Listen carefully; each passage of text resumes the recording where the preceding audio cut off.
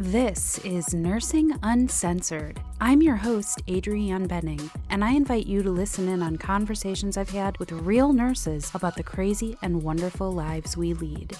This podcast is meant to create laughter in addition to serious discussion, and nothing is off limits. We're always honest, but we're not always safe for work. Please listen responsibly.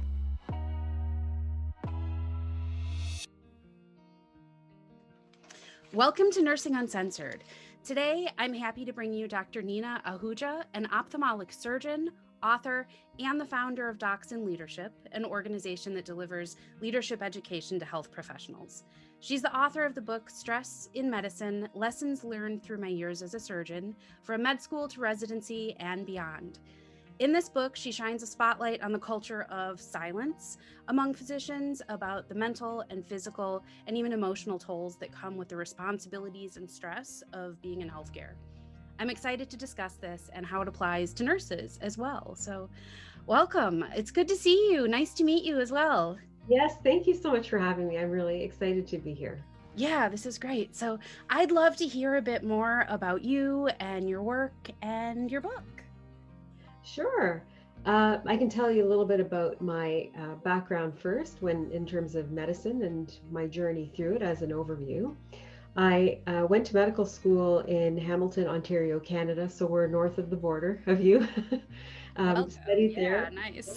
Yeah, I graduated from medical school in 1998, and then after that went on to do my residency in ophthalmology at University of Ottawa. Ottawa is the capital of our country, of course. And so I graduated from there in 2003. Started practice in Hamilton soon afterwards, and then eventually evolved into getting involved in academia. So we started a residency program in ophthalmology at McMaster University, which is in Hamilton. There, I became very much involved in setting up the program and establishing the surgical portion of it for our residency training. And then from there, went on to progress through various roles in the residency program, including program director. I'm presently academic division head for the program, for the Department of Ophthalmology, rather, at the university. And alongside that, I progressed through different leadership roles in the hospital as well. I've always had an interest in how systems work and um, the workings of a hospital and organizational um, entity that it is. And so through that, went through various positions up to the Medical Staff Association, where I was president, and then was involved in various boards at the hospital as well.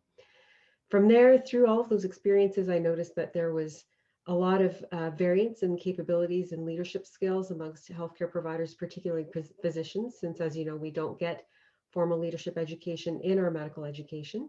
Mm-hmm. So that became a passion of mine, where I established Docs in Leadership, which is an organization that provides and promotes leadership education and wellness for physicians and all healthcare professionals, really. Through that, my roles when COVID happened, I was involved in various roles in the academic side of things, where I was really exposed to the stresses that were being faced by our residents and medical students, and other students. And so with that, bringing me back to my own experiences and recollections of what it was like to go through that journey, I wrote a book called Stress in Medicine, as you introduced at the beginning, which basically shares a lot of my own experiences over the years in terms of the different challenges and struggles that I faced, along with the framework that I created to summarize strategies that have helped me manage stress through the years. And That's a you brief overview. mentioned, that's great. You mentioned in one interview that I watched that it's like part memoir, part self-help, which Yeah. I think is so important because, as a general rule, we trust advice from people who have lived experience, right? Like we want to know that the thing you're teaching me how to do is something that you've done yourself, right? That's a lot of how we grow as professionals.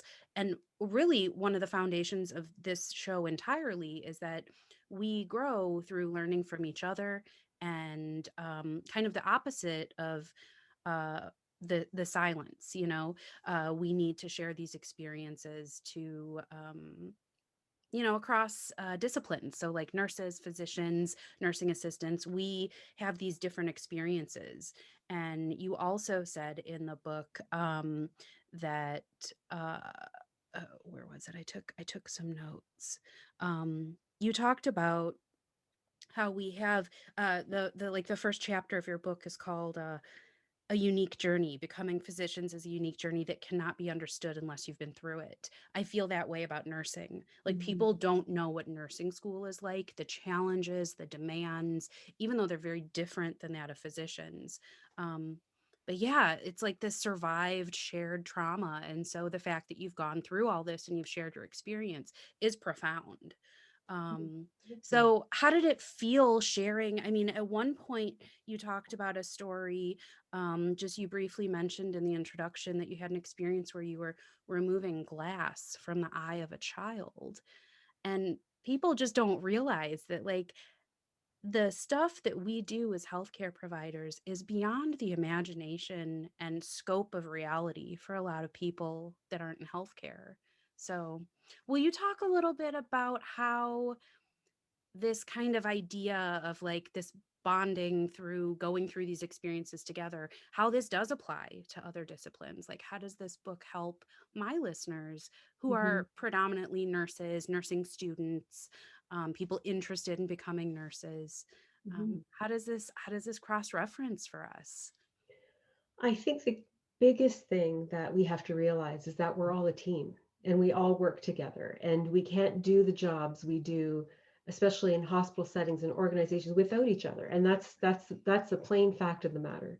Hmm. With that, I think it's so important to be able to talk about our experiences amongst physicians, but also, between ourselves as fellow health professionals. I've got many friends of mine who are some of my closest friends who are nurses, actually. And so we can share the experiences. And while they're different, as you've said, they are different in some aspects. The idea that we're trying to care for people and that we're dealing with them in their most vulnerable state, and that we're trying to apply our compassion and skills and knowledge to help people, all of those are similarities that we are very real. Hmm. With that commonality, I believe that these sorts of discussions really do bridge all of us together, and we have to be consciously aware, cognizant, and respectful of that. That's where I see the tie-ins. Yeah, absolutely.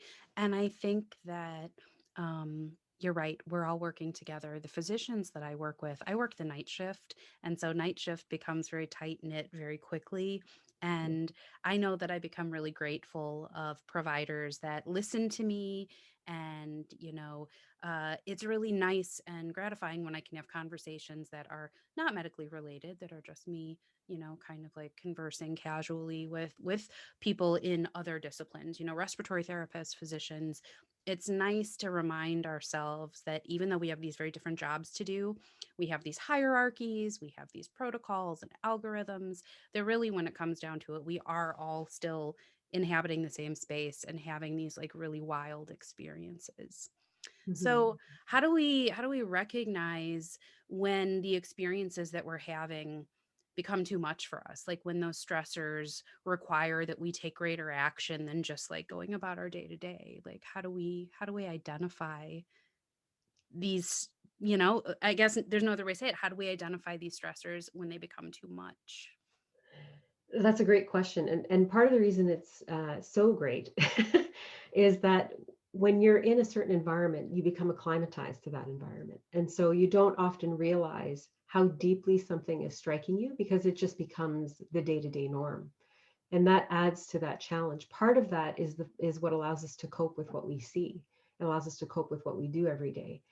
At some level, though, when that volume and experience and burden, if you even want to call it, when that gets to a certain point, it will impact us whether we realize it or not.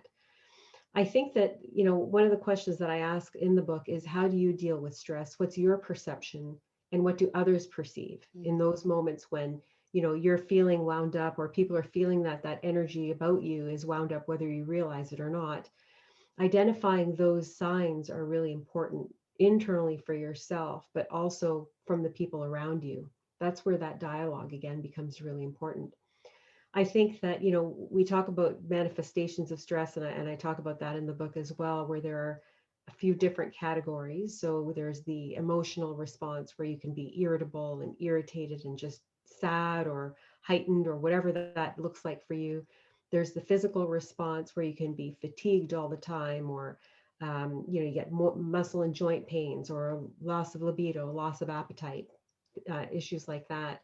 Cognitively, you can be very concerned about um, not remembering things and feeling disorganized all the time, not being able to make a decision. There are those elements. And then there's also the behavioral side of things where you may find that you're overeating or you're overworking or you're just keeping yourself so busy that you don't have time to deal with the issues that are at hand. So, a large part of it is recognizing what your norm is, what is triggering you to, or what is being exhibited, which seems to be outside of your norm. And is it something that you're identifying, or is it someone who is close to you is able to identify for you?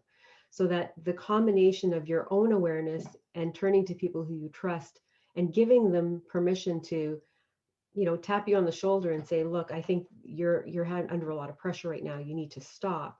Having those systems around you is really, really important, because we won't always be able to identify it, like I said, because it becomes part of our norm. Hmm. I think that I have experienced that many times where a coworker of mine will come up to me and say, I'm going to cover your patience. Mhm. It's obvious, don't be offended. It looks like you need 10 minutes. Go take it. And I Yeah. think that that becomes really important because like you said, we keep that's me to a T. We keep ourselves so busy that we're not paying attention necessarily to what we're really experiencing and really feeling. Part of what I do is palliative care, Mhm. which, while it does cover a range of people at all different points of the lifespan, but a lot of our patients are end of life. And so I had a shift the other night where like 4 patients on our unit died. Mhm. And in some ways, I'm very respectful. I take pause with every patient that passes away under my watch, but also there does become this like mechanized, this is your job. You've got to hurry up and get through this because we're in a pandemic. We need the bed. There's like all of this systemic rush. And so I Mhm. think it is important that we listen to those around us that are like, yo, I know you're doing a great job right now, but have you eaten? You look Yeah. exhausted. You look dehydrated. That's right. um, so, yeah, I think it's important that we not only listen to those voices, but that we try to be those voices for other people, right? Yes, Be absolutely. that person that says, let me go hang that medication for you, Yes. and you go get a cup of coffee, take a walk, whatever. So I feel that. I hear that so much. I feel that that is also something we need to teach our new grads of all Mhm. disciplines. Mhm. Because new grads, first of all, we get, I don't know, I imagine the same is true for physicians. You've got all of these patients to see, all of these things to do, and you're supposed to be looking at this bigger picture so that you're not just going through the steps, but that you're actually like considering the actions you're taking. But at the same time, um, having people around us to kind of tell us when we're new that you don't like if you're late with something, sometimes it's okay. Mhm. You don't have to put this pressure on yourself to be perfect and hit every mark, get every call that you make be, never make a mistake. I think that that tremendous pressure on us exists when we're brand new. And then Mhm. as we get, more into the flow of our jobs, perhaps we can do things with more casual um, attention than when we were new, when we had to like hyper focus on all of the things we were doing. But even if you're past that point of being hyper focused, I think it's still important that you develop what your book describes as like a framework, a thing that you do or a process that you follow from the beginning of your career on through that helps you identify. Like you said, you have to identify it. You either have to figure it out yourself or you have to look to other people. So, can you talk a bit more? Like, I don't want to give away the entire process. I want people to get your book and read it because I think that there's valuable information here. But will you talk a little bit about the framework? The acronym is ADMIT. Is that correct? This is kind of like the process that came to you. And also, in this other interview that I listened to, you talked about how this kind of was born out of the social distancing of the pandemic, like you had all these ideas that came to you. I'd love to hear about that, and then the framework that came from that thought. Absolutely. When I initially, when the pandemic happened initially, as I mentioned, I was involved with, looking at curriculum and residency admissions interviews and exams and all of those things because everything was impacted by social distancing. And as I mentioned before, it brought me back to, realizing how much stress they were under and how much stress I was under at that time. And here you've got these unprecedented stresses as well. And then with that, it was kind of like it was this snowball that used to happen to me every day when we'd go for walks. My husband and I used to go for walks every day, and I would go in the morning as well, sometimes on my own. And during one of these walks, I was thinking, these issues that I'm hearing and that I'm reading about in blog posts, because I started reading blog posts as well about the experiences that the students were going through. I came to the realization that a lot of the themes are similar to what I experienced about 25 years ago. And so I can't believe I just said 25 years ago. No, It's been that I'm at long. that point too where I'm like, God, can I say I did I anything know. 25 years ago? Yeah, I'm there with you. Yeah. So when I realized that, I thought, this is an ongoing issue. I really want to do something about this. When I was reflecting then on different experiences that I had and different challenges that I went through, and my lowest points, which my lowest points were in medical school for the most part, that's when I started thinking about, you know, how can I organize this in a way that people can relate to it so that they can then connect their own experiences to it. As I was thinking through my own challenges, I realized that they all fell into one of five different phases of experience, which is how I coined the term admit. The term or the acronym came to me as we were going for a walk one day, and I thought, like there's that whole thing of adapting to things, and then there's like doing the work, and then like you have to write exams, and so you're measuring stuff, and like how can I come up with an acronym that ties it all together? And then admit came to mind, and I thought that works really well because we admit patients, and Yeah. it's all about it, right? We admit patients, and it's all about admitting those experiences that we're facing. With that, the acronym was born. And when I was looking through different material where I thought, what do I want to include? What concepts do I want to include? What examples do I want to include in the book? I basically pulled examples out that then fit into those five phases of experience. The first one, A stands for adapting to new ways. D is for doing the work. M is for measuring success, which lends to a lot of what you were talking about of always feeling like we have to hit the mark. I is for introspection, and T is for transformation. So the idea of the framework is to give you five phases that you can link your challenge to in your own experience. And then within each of those phases, it talks about different motivators or different theories, whether it be based in developmental psychology or positive psychology, various theories that are out there on behavior. It looks at some of those principles so that you can then reflect yourself and say, okay, what is the barrier here? So for example, adapting to new ways. What is your source of motivation is one of the concepts that's looked at. Are you motivated by external things? Are you motivated by internal things? What are those triggers that allow you to be open to accept a new idea? By having a framework and by being able to link your experience to any one of those phases, what I feel it does is it allows you a structured way to unjumble the jumble of emotions that we face when we're feeling stressed and confused with the quantity of work to be done or the overwhelming feelings that we're experiencing. The challenges aren't always mutually exclusive to one of those phases. However, if you can identify one and then a couple, whatever number of phases really, Mm-hmm. the book allows you to work through each of those to then be able to come to something that allows you to settle with that challenge and then move forward with some growth and change to your thought process, hopefully, that allows you to deal with it more easily the next time because you've already worked through that process. That's where the book is. It's a memoir to part memoir to offer those experiences that are were very impactful to me in various stages, and then offering this framework from the self-improvement aspect, which basically makes this book either a companion to make you feel better that you're not alone, because you're not, or to give you a workbook in essence so that you can actually work through it for your own self-development, personal, professionally, Yeah. personally. And I love those kind of self-guided I've always, even as a kid, I loved journals, prompted journals, that asked you to really think about the things that you are going through, what you value. I think this sounds like the grown-up version of that, the way that we kind of, we all know what we want in general, but how often do we really sit down and think about what our goals are, what's Mhm. meaningful to us?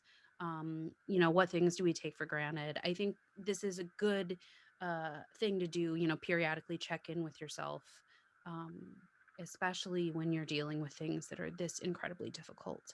Mhm. You talk about mindfulness and reflection and the role that they play. And, I was hoping maybe you'd talk a little bit more about how you, as someone who has been in medicine for quite some time, how that's kind of translated for you from, because you had these thoughts and these stressors as a brand new physician. And it's true, like even though our patients change, the diagnoses and situations change, but a lot of the challenges are very similar in a lot of ways. So, how has this kind of way of coping, how do you think it grows with us? Like, how has it grown with you over the course of your career? For me, it's a matter of the depth of understanding over time. Earlier on in my career, it was very much about here's the situation in front of me. I need to be able to recall that factual information so that I can pull it all together and make a decision that's going to work. Then let it play out, see these patients and follow up and see so it should work, but did it really work? And it did work, so I can feel okay about it. So a lot of it is in early phases, it's about gaining that confidence where you need to actually implement the decisions that you're making and see the positive outcomes so that you can feel relaxed about the next time I can have that confidence that it's going to work. And if you juxtapose that to the admit framework, which is more of a psychological process that we go through as we evolve through our careers, it's a similar thing where initially you're just trying to get through it and you're trying to cope with that emotion. You may not completely understand how exactly you're coping with it, but once you've gotten through that experience, so for example, the first time you deal with death, you go through that, you feel the emotions, you don't really understand what that impact may be and the depth of it personally, but you kind of move through it because you're caught in the volumes and you need to get to the next patient and your supervisor wants that report and everything else. As those things become more normal, it allows you that time and freedom to then go deeper and get into those areas and phases of introspection and transformation. Because the reality is, in order to be able to do that, you need to have the mental space and mental time to be able to do that. Mm-hmm. In our medical education right now, and I'm sure it's the same, it's in physician life. I'm quite certain it's in nursing life and every other health professional, especially when you're on the front line. Your time is so occupied by, everything, all of the doing aspects of it, not just at work, but also at home, trying to balance a personal life with a professional life, that we're not taught to really take the space and time within our teachings so that we are able to then process what we're going through and allow that depth to come through even earlier on in our careers. I actually feel that not having been taught that early on is a cause for burnout later because you don't know and haven't learned how to process it early on from your career so that you can carry it forward. That's why I would love to see this book as mandatory reading for anybody in nursing, physician, like any health professional program. I personally feel, now I'm biased, obviously, but That's okay. That's allowed. I really feel that if I would have had a book like this early on in my career, it would have made a very big difference in how I received experiences, um, such that they would have been more positive and growth oriented as opposed to breaking my confidence and shaking me down to a point where I needed to really build myself up again. It's And very painful. it is. And I've talked about that before as an experience that nurses face, where you can have a 12-hour shift, that is wonderful. You do great things for your patients. You catch something bad from happening right before it happens. You have these victories, and then at the end of the day, things kind of fall apart because they sometimes do. You have Mhm. that code, or you have that situation where maybe you got yelled at by a patient for something you did or did not do. And then that one negative event at the end of your shift or your call or whatever makes you feel like you had a terrible day. Well, it's like, no, you had 11 hours of awesome before that. And as new grads, I think, or, not, I shouldn't even say new grads because our confidence wavers at all points in our career Mhm. because, as we level up, we get more uncomfortable and more nervous in our new role. With nurses, we go from being RNs to potentially nurse practitioners, and even people that have all this nursing education and experience say that, man, when I started my first day as a nurse practitioner, I felt like a new grad all over again, Yeah. even though I have all this experience behind me. And that's good, it shows growth. But I think we need to consciously confidence build so that we don't have those experiences like I described, where like you have a great day and then the one bad thing that happens at the end of the day makes you feel like, oh, should I even be doing this? Am I even good at it? Mhm. Well, yes, you are. And we're human. We need to allow ourselves that space to kind of reflect and say, these are the 11 hours that I need to store in my memory because it shows all of the correct assessing and decision making that I did as a professional. So I think that's really important in our home lives as well, like you said, because the pandemic brings a whole different set of stressors. Mhm. And this is the point where I personally am starting to feel that my coping mechanisms are getting a little threadbare and are kind of, pulling apart a little bit. So I need to find the new thing to get me through these next months. But in that, I feel like I haven't done that reflection and mindfulness of like, well, what's been going well? Because Mhm. I'm caught in this cycle of like, the same. I don't have the group of people around me to provide unless I'm at work, the affirmations and the experience sharing. So it becomes really important, I think, to seek that out. I Mhm. think that your book is something that people should definitely read just from the bits and pieces I've read. I'm already hooked on it and I do want to read it both as a memoir and a self help book because I think both are really compelling, like I said at the top of the show. Thank you. So, what is the message that you want to send out to people that maybe are thinking, should I get this book on my Kindle? Um, how do you want, what's your vision for people to use this? Is this like a book that we read cover to cover to get the full experience? Can this be come back to like a reference book? Like we've got different things in here that we can just like be refreshed on. What's your intention for the life of this book in someone's life? I see this book as a multi-use, multi-purpose book that can be approached in multiple ways. It is a flexible book. I love it. I love it. And the reason I say that is it's a book that you can easily read in a couple of hours as a general read. If you're looking for some insight into what is the world of medicine all about, what are some of the experiences that people face, it's written in an accessible way that anyone can enjoy it. I've got my nephews reading it, our girls are reading it. Yeah, so and they're 15, 16 and 19. So That's great. yeah. Okay, good, So good. it's accessible, and but the depth is there if you want to take it there as well. And if you're in a space where you really are struggling and you need to have something that can guide you through your thought process to help you cope, it can be used as a workbook. So that you can, there are reflection questions in there. There are takeaway points in there, so that if you do take the time to work through them, the idea is that you have that emotional and mental processing so that it can actually help you grow and evolve and develop your coping mechanisms further. It's I also, love that. it, I love a workbook. You can tell how it, much I love a book by how much I've scribbled all over it, how many pages I've dog-eared. yeah. But yeah, sorry, I didn't mean to interrupt you. And then the third way, yeah. The third way is that it can certainly be used as a reference as well. And that was the reason why at the end of each chapter, I did put in those key takeaway Mhm. points because it's a short book, but it's a content rich book. By having the key takeaways, it gets right to the point of what that chapter went through. So it's a flag of like, okay, these were the concepts that, were discussed. Mhm. the reader can really take it at any level that they would like. If they're looking for, like I said, some general entertainment insight into medicine, all the way through to making it a really true workbook of self-development and self-improvement, you've got the whole spectrum. Depends on how you want to use I look forward to marking this book all up. There's nothing like I do have my nice books that I don't write in and that are protected and special. Those are usually, the big fatty nursing books that have like Yeah. hundreds and hundreds of pages.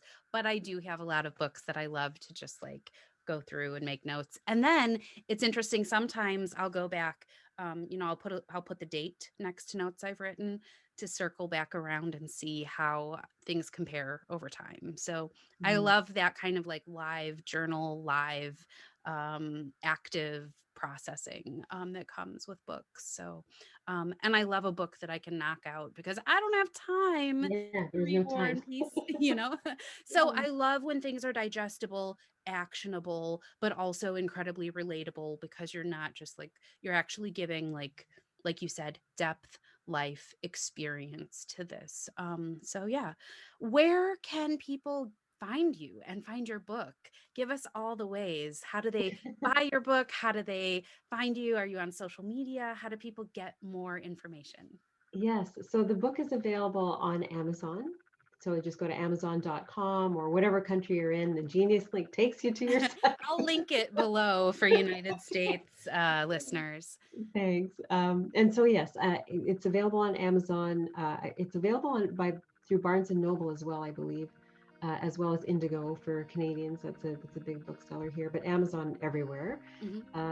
I do have a website. It's www.docsinleadership.org. That talks about some of the leadership curriculum and initiatives that I've organized for health professionals. It's also got a blog that gives little excerpts of the book and commentary on articles, things like that. And on social media, the handle is Docs Leadership, Docs DOCSLEADER. And I That's will put all of that in the show notes so that people can find you. I think it's really important that people have those direct. People love to click, Yeah, we can all Google, but I'll just make it easy so everybody can go and find it. So, Thank you. is there anything else you'd like to share with our audience today? I just wanted to thank you for the opportunity. This has been such a challenging year for everyone. COVID-19 is something like nothing else we've ever seen. I don't even have to say that. Everybody knows it.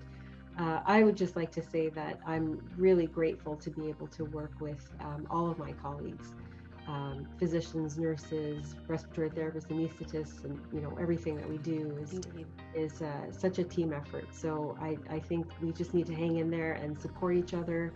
And I hope this new year brings everyone good health and COVID, goes away. Yeah, I'd love to see this in the rear view mirror. Yeah. May I ask, you can choose to answer or not, will you be or have you received the COVID vaccine? I am on the list to receive it. Okay. I haven't received it yet, but I am on the list. Excellent. I got my first dose. My second Oh, okay. dose is in a couple weeks. So, Okay. Good. yeah, I'm excited for the end of this too. So, thank you so much for sharing everything and being such an open, willing guest. I am glad to talk to you. And if you ever want to come back to the show, I know our readers would love, or listeners, your future readers would love to hear more. So, thank you very much. And Thanks. even though you're coming from the medicine side of things, I'm still going to wish you happy nursing. Thank you. And I wish you happy nursing and happy medicine because we're in it Thank you. Yes. together. Yes, absolutely. Team Yeah, forever. that's Excellent. right.